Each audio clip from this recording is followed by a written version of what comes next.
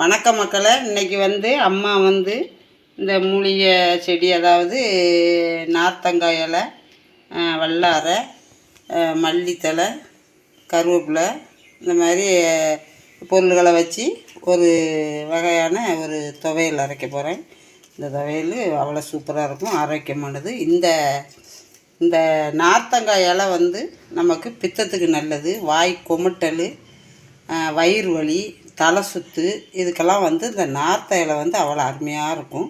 இந்த மாதிரி இது எங்கள் வீட்டு தோட்டத்தில் இருந்தது தான், அதனால் ஒரு குத்து அதை எடுத்திருக்கேன். நார்த்தை இலை ஒரு குத்து எடுத்திருக்கேன். இந்த வல்லாரையும் எங்கள் வீட்டில் இருக்குது, தொட்டியில் வச்சுருக்கேன். இது வளர வளர நாங்கள் வெட்டி சட்னியோ துவையலோ அரைச்சி இந்த மாதிரி சாப்பிட்டுக்கிடுவோம். இப்படி காம்பு இருக்கும், நம்ம அந்த காம்பை இப்படி கிள்ளிக்கிடணும். பாருங்கள், இதில் நாட்டு வல்லாரையும் இருக்குது. இது இந்த காட்டில் கிடக்கிற வல்லாரை. இது எல்லா வல்லாரையும் ஒரே மருத்துவ குணம் உள்ளது தான். இப்போ இதை வச்சு எப்படி ஒரு துவையலுக்கு அம்மா வறுக்க போகிறோம்ங்கிறத பார்ப்போம்.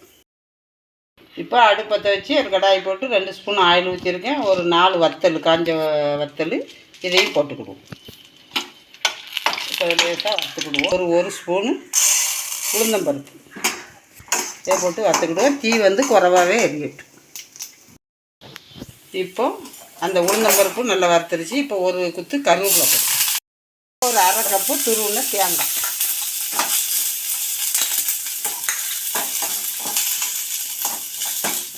எடுத்துக்கிட்டு இப்போ ஒரு 4 பல்லு பூண்டு, கொஞ்சோண்டு புளி இதிலே போட்டுருவோம். ஒரு குத்து மல்லித்தலை இதையும் போட்டுக்கிடுவோம். தீ குறைவாகவே இருக்கட்டும், கருகிரும். இந்த மாதிரி உளுந்தம்பருப்பு நல்லா சிவக்கணும். இது அவ்வளோ ஒரு மருத்துவ குணம் இருக்குது. நம்ம சோத்தில் போட்டு பிசைஞ்சு சாப்பிட்லாம். தயிர் சோத்துக்கு தொட்டுக்கடை வச்சுக்கலாம். ரசம் சாதத்துக்கு தொட்டுக்கலாம். சுட சோறு வச்சு நல்லெண்ணெய் ஊற்றி இந்த மாதிரி இந்த துவையில் போட்டு நம்ம பிணைஞ்சி சாப்பிட்டுக்கலாம். அவ்வளோ அருமையாக இருக்கும், ருசியாக இருக்கும். ஒரு மணமே இப்போ வறுக்கும்போதே மணக்கு. இப்போ இது வறுத்துக்கிடுச்சு. இப்போ இந்த நார்த்தை இலையை இந்த ஒரு குத்தையும் அள்ளி போட்டு,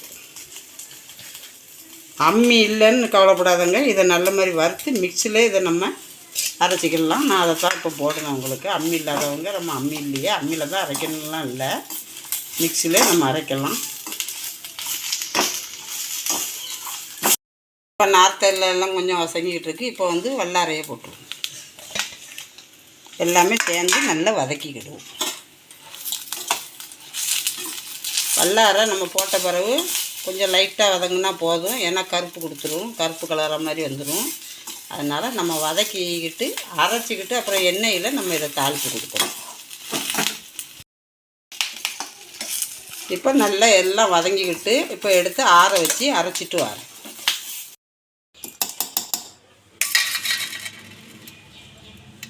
இப்போ இதெல்லாம் இந்த மிக்சியில் போட்டுக்கிட்டேன். இப்போ இதுக்கு தேவையான உப்பு கொஞ்சம் போட்டுக்கணும். இதை இப்போ தண்ணி ஊற்றாமல் முதல்ல அரைச்சிட்டு அப்புறம் தான் நம்ம கொஞ்சோண்டு தண்ணி சேர்த்து அரைக்கணும். இப்போ அரைச்சிட்டு வா மக்களே. இந்த மாதிரி அரைச்சிக்கிடுவோம், நைஸாக இப்படி அரைச்சிக்கிடணும். இப்போ அடுப்பத்தை வச்சு கடாய் போட்டிருக்கேன். ஆயில் ஊற்ற போகிறேன். ஒரு நல்ல கணிசமாக ஒரு 2-3 ஸ்பூன் ஆயில் ஊற்றிக்கிடுவோம். இதுக்கு கடுவெல்லாம் போட வேண்டாம், கடுகு போட்டால் சட்னி ஆயிரும். அதனால் நம்ம கடுகு போடாமல் துவையலுக்கான எண்ணெயை ஊற்றி நம்ம இது கூட நெய் கூட சேர்த்துக்கலாம். அது நம்ம விருப்பம் தான், அவ்வளோ மணமாக இருக்கும். நெய்யும் நமக்கு சத்தானது தான். ஆயில் சூடாயிருச்சு. இப்போ இந்த துவையலை கொஞ்சம் கொஞ்சமாக அதில் போட்டு நல்லா பிரட்டி விடுவோம். எண்ணெய் பிரிஞ்சு வர வரைக்கும் பார்த்தீங்கன்னா அவ்வளோ அருமையாக இருக்கும் துவையல். பாருங்கள், நல்ல ஊற்றின எண்ணெயெல்லாம் நல்லா குடிச்சிக்கிச்சு. இதேமாரி அப்புறம் எண்ணெய் நம்ம பிரிஞ்சு வெளியே வரும். இந்த துவையல் எத்தனை நாளைக்குனாலும் வச்சு நம்ம சாப்பிடலாம். சாப்பிட்டான இட்லிக்கு அவ்வளோ அருமையாக இருக்கும் இந்த துவையல். தோசை, இட்லி, இந்த மாதிரி தயிர் சாதம், ரச சாப்பாடு, இதுக்கு அவ்வளோ அருமையாக இருக்கும். இது ஒரு மருத்துவம் குணம் நிறைந்த இந்த துவையல். இதை வாரத்தில் ஒரு முறையாவது பிள்ளைங்களுக்கோ பெரியவங்களோ வச்சு சாப்பிடுங்க. கோமட்டல், வாந்தி, தலை சுற்று, இந்த மாதிரிக்கு இந்த நார்த்த இலையில் அவ்வளோ மருத்துவ குணம் இருக்குது. காயில் எவ்வளோ மருத்துவ குணம் இருக்கோ அதே மாதிரி இந்த இலையிலையும் மருத்துவ குணம் இருக்குது. இது கூட நம்ம வந்து வல்லாரை வந்து நமக்கு ஞாபக சக்தியை தூண்டக்கூடியது. அதனால் வல்லாரையும் நமக்கு சேர்ந்துருக்கிறதுனால கருவேப்பிலை கண்ணுக்கு நல்லது. எல்லாமே நல்ல மூலிகை பொருளாக சேர்ந்துருக்கு. இந்த மாதிரி இப்போ ரெடி ஆகிடுச்சு, இறக்கிக்கலாம். செஞ்சு சாப்பிடுங்க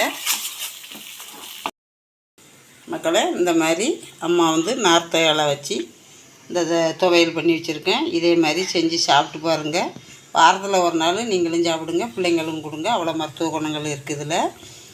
இது நம்ம சுடுசோத்தில் நெய் போட்டோ நல்லெண்ணெய் போட்டோ இதையும் போட்டு பிசைஞ்சி சாப்பிட்டு பாருங்கள். அவ்வளோ அருமையாக இருக்கும். நான் சாப்பிட்டு பார்த்தேன், டேஸ்ட்டு அருமையாக இருக்குது. இந்த மாதிரி செஞ்சு சாப்பிட்டு பாருங்கள் மக்களே. இன்றைக்கி வந்து நார்த்த இலை வச்சு அம்மா வந்து துவையல் அரைச்சி காட்டியிருக்கேன். நார்த்த இலை, வல்லாரை, கருவேப்பிலை, மல்லித்தலை எல்லாமே வச்சு துவையல் வச்சு காட்டியிருக்கேன். எல்லாம் சேரும்போது ஒரு கதம்ப துவையல் மாதிரி அது வரும். இந்த மாதிரி வாரத்தில் ஒரு நாள் செஞ்சு சாப்பிட்டு பாருங்கள். ரொம்ப சூப்பராக இருக்கும், அருமையாக இருக்கும், ஆரோக்கியமாக இருக்கும். இதே மாதிரி செஞ்சு சாப்பிட்டு பாருங்கள். சாப்பிட்டு பார்த்து எப்படி இருக்குன்னு சொல்லுங்கள். பிடிச்சிருந்தால் லைக் பண்ணுங்கள், ஷேர் பண்ணுங்கள். அம்மா சேனலை சப்ஸ்கிரைப் பண்ணுங்கள். மீண்டும் ஒரு வீடியோவில் வரேன். நன்றி, வணக்கம்.